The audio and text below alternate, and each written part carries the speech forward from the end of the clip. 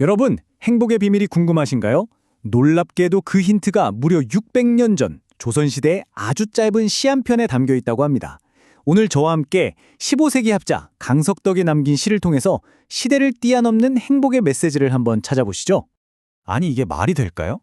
600년 전에 그것도 딱 28글자로 쓰인 시가 지금 우리한테 행복의 비밀을 알려준다니 말이에요.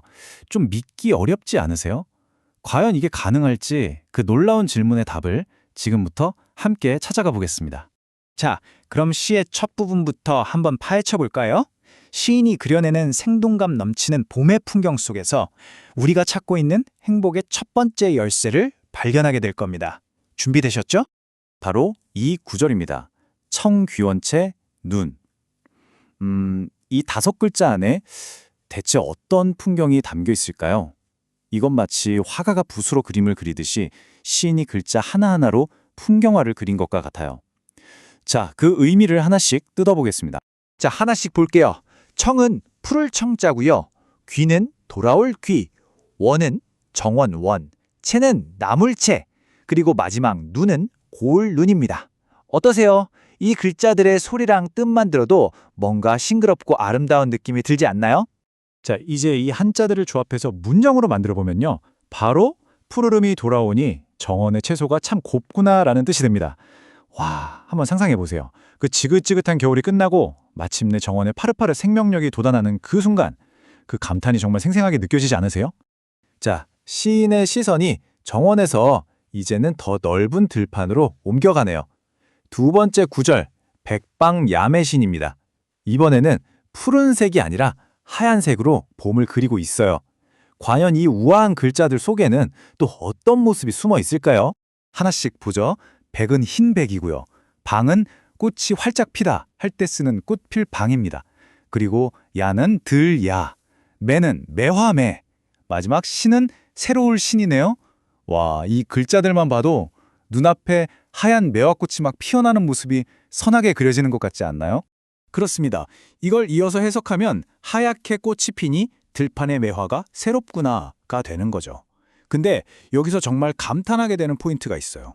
바로 앞 구절에 그 파릇파릇한 채소랑 이번 구절에 새하얀 매화가 선명하게 대비되면서도 너무나 아름답게 어우러지는 거예요.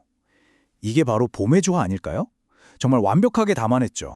자, 지금까지는 시인이 바라보는 바깥 풍경을 함께 봤는데요. 이제부터가 진짜입니다. 시인의 마음속으로 그 내면 세계로 깊숙이 들어가 볼 시간이에요.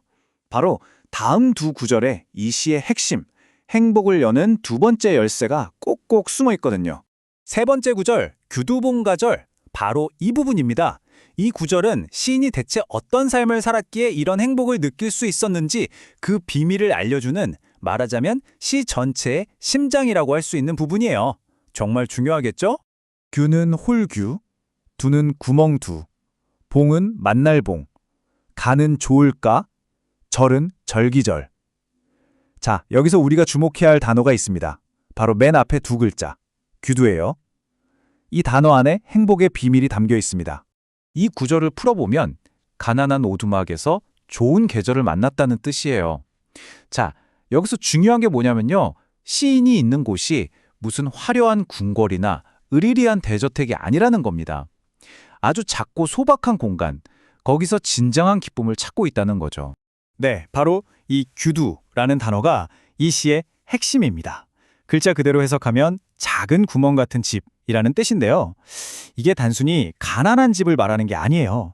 세속적인 부나 명예 같은 걸 좇지 않고 오로지 자연 속에서 만족을 찾는 그런 삶의 태도를 상징하는 거죠. 결국 행복은 어디에 사느냐가 아니라 어떤 마음으로 사느냐에 달려있다는 정말 깊은 통찰 아니겠어요? 바로 이런 집을 상상하시면 될 것 같아요. 겉으로 보기엔 좀 초라해 보일 수도 있겠죠? 하지만 이 시인에게는요, 이곳이야말로 자연의 변화를 온몸으로 느끼고 복잡한 세상의 소음에서 벗어나서 진짜 기쁨을 누릴 수 있는 최고의 공간이었던 겁니다. 자, 그리고 드디어 마지막 구절입니다. 요 희하소춘. 그렇다면 시인은 이 소박하지만 충만한 기쁨의 순간을 과연 어떻게 기념하고 있었을까요? 요는 옥요, 휘는 기러기발 휘, 하는 축하하다 할 때 하랴할 하, 소는 작을 소, 춘은 봄춘입니다. 여기서도 아주 특별하고 아름다운 의미를 가진 단어가 나오는데요. 바로 요휘입니다. 이 구절은요, 가야금으로 이 작은 봄을 축하하네, 이렇게 풀이할 수 있습니다. 생각해 보세요. 무슨 잔치를 열고 사람들이 부르는 게 아니에요. 그냥 조용히 오직 자기 자신만의 연주로 이 소중한 작은 봄의 순간을 축하하고 있는 겁니다. 네, 이 요휘가 바로 옥으로 만든 다리라는 뜻인데 이게 뭘 가리키냐면 바로 우리나라 전통 악기 가야금을 말하는 겁니다. 그러니까 자연을 보며 느낀 그 기쁨을 마음속에 그냥 간직하는 데서 그치지 않고 이렇게 예술로 표현해내는 거죠. 이것이야말로 행복을 완성시키는 마지막 열쇠가 아닐까요? 바로 이 아름다운 악기, 가야금이죠. 자연을 느끼고 그 감동을 자기만의 예술로 표현하고 그렇게 소박한 순간을 기념하는 것. 이것이 바로 600년 전 한 시인이 우리에게 알려지는 온전한 행복으로 가는 길이었습니다. 자, 이제 우리가 함께 풀어낸 이 퍼즐 조각들을 모두 모아볼 시간입니다. 과연 이 짧은 시 한 편이 우리에게 전하는 그 깊고도 시대를 초월한 지혜는 무엇일지 마지막으로 정리해 보겠습니다. 자, 이제 이 시 전체를 다시 한번 쭉 음미해 볼까요? 아마 맨 처음 봤을 때랑은 전혀 다르게 느껴지실 거예요. 이제는 각 구절의 의미는 물론이고 그 안에 담긴 감정 하나하나가 훨씬 더 깊이 와닿지 않으세요? 푸르른 자연, 소박한 삶의 공간, 그리고 그 속에서 예술로 기쁨을 표현하는 한 사람의 모습까지 정말 아름답죠? 결국 이 시가 우리에게 주는 지혜는 놀라울 만큼 명확합니다. 첫째, 진짜 기쁨은 자연의 흐름에 우리를 맡길 때 찾을 수 있다는 것. 둘째, 만족감은 돈이나 물질이 아니라 소박한 삶 그 자체에서 온다는 것. 그리고 마지막으로 예술 같은 자기 표현을 통해서 평범한 순간도 아주 특별한 기억으로 만들 수 있다는 것. 바로 이 세 가지입니다. 그렇다면 마지막으로 여러분께 이 질문을 던져봅니다. 이렇게 바쁘고 숨가쁘게 살아가는 오늘날 여러분의 소박한 오두막은 어디에 있나요? 그리고 여러분이 가야금을 켜는 마음으로 축하하고 싶은 여러분만의 작은 봄은 무엇인가요? 600년 전의 이 시는 그 답을 다른 누구도 아닌 바로 우리 스스로에게서 찾아보라고 조용하지만 아주 힘있게 말해주고 있는 것 같습니다.